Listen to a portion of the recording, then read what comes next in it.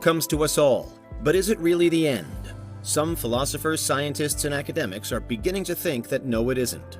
One of the most prominent voices in the debate for and against some kind of continuation after you die is the British mathematician and cosmologist Bernard Carr. Alongside his more conventional physics background, including a reputation for black hole research, Carr is also interested in psychic phenomenon, the nature of consciousness, and of reality and death. In numerous papers, articles, and interviews, he has set out his ideas on how a multi-dimensional space could be the key element to understanding the lot. Perhaps the most famous quote attributed to Carr is, quote, "If you don't want God, you better have a multiverse," end quote. As a response to the so-called fine-tuning problem, it underpins so much of what he has to say. The suggestion being that for life, the universe, and everything to exist, there either has to be a God creating it so that it all works, or there has to be a multiverse to host all of the endless variations, including this one that works. In this way, we all exist in a multi-dimensional space, even if we're only aware of the three-dimensional planes we can see. For Carr, though, that doesn't mean we're limited to only 3D-ness all the time. For example, he has spoken before about the nature of dreams, about how while they don't exist in our physical reality, they clearly do exist. In a way, we might say that while dreams aren't three-dimensional, not exactly, they are something dimensional. So where and how do they happen? They also unfold alongside what we do understand as 3D physical reality. The two things are happening at the same time. So how is that explainable? Carr has also spoken at length more generally about the nature of consciousness in the mind. Of course, this has been an urgent problem for science for hundreds of years, and we still haven't properly solved it. But again, for Carr, the key to understanding consciousness could lie with unlocking the truth about our reality. That there are more, perhaps many more, hyperspatial dimensions. That is, dimensions beyond the height, width, and depth combined with time that we understand.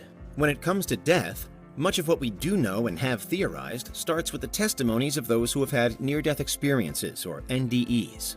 And perhaps there are elements to NDEs that are very similar to how we would otherwise describe dreams. There are seeming physical impossibilities, out-of-body visions, a sense of heightened or distorted emotion.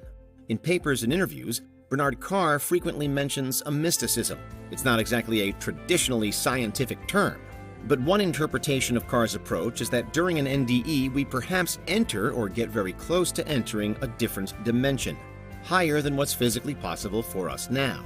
And for those hoping for an afterlife, that could be extremely good news. But exactly how would it work? Carr himself never promises to know exactly what might happen. However, he has repeatedly highlighted that not everything is explainable through the laws and frameworks of physics as we currently have them, i.e. through general relativity and quantum mechanics.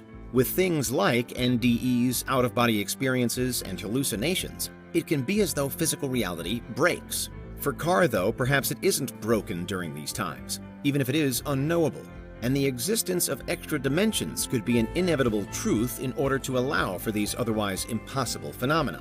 And therefore, readers of Carr might justifiably ask, if it's true of near-death moments, then why not of the moment of death as well?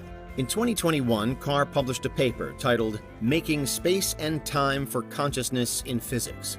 In it, he proposes that in order to reach a true theory of everything, we need a model that provides, quote, "some form of unification of matter, mind, space, and time," end quote. He suggests that we require a new paradigm of physics to accommodate for consciousness.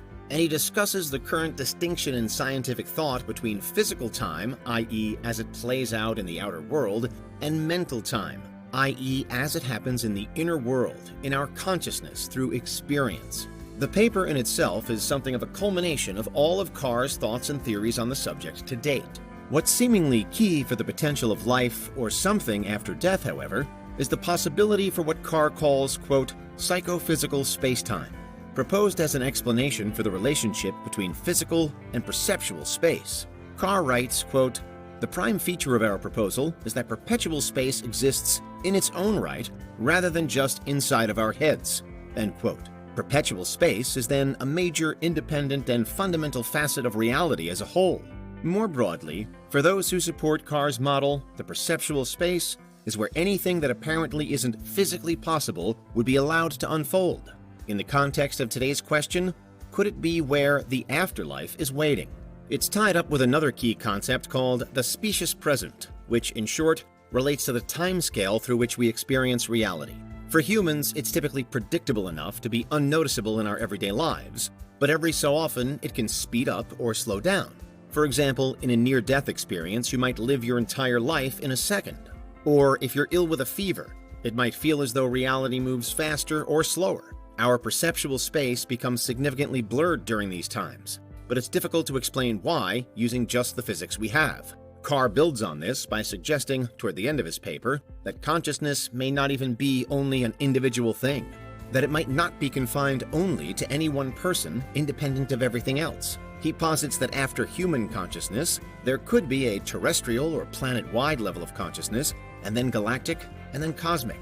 In the paper, he doesn't reveal exactly how these levels might be linked, but he later describes them as a, quote, hierarchy of compactified extra dimensions. In his conclusion, Carr writes that his proposed model regards, quote, physical space and perpetual space as slices of a five-dimensional space, with the fifth dimension being associated with mental time as distinct from physical time, end quote. Throughout the essay, he suggests that there could be more than 5 dimensions, though, that the fifth dimension is really only the minimum that would be required if we ever wanted to incorporate mental perceptual phenomenon into a unified theory of everything. Carr doesn't specifically mention life after death in the 2021 paper, although he has spoken about it at length in various past interviews and pieces. More broadly, though, his insistence in a fifth dimension at least, a plane to host mental time, implies that suddenly we aren't bound by just the 3D or 4D physicality of our bodies. And so when we die in the third and fourth dimensions, could it be that we continue in the fifth? There's no doubt that the 3D matter that makes us is finite. It will decay, fail, and disappear. There's only so long that the human brain can last, despite its incredible complexity. But again, as Carr writes, the prime feature of this new proposal is that perceptual space exists in its own right, rather than just inside our heads. So when the brain is no more, could consciousness just move on? Has it always existed in a higher dimension? So is death actually not that important to it at all? What's your opinion on the wider implications of Carr's alternate model of reality? Do you believe that it is possible that some part of us will remain after our bodies have perished? Let us know in the comments. For now, these are intricate, at times speculative, but potentially radical ideas. Carr himself concedes that his extra-dimensional theories certainly don't represent mainstream physics, and that most physicists would be very skeptical.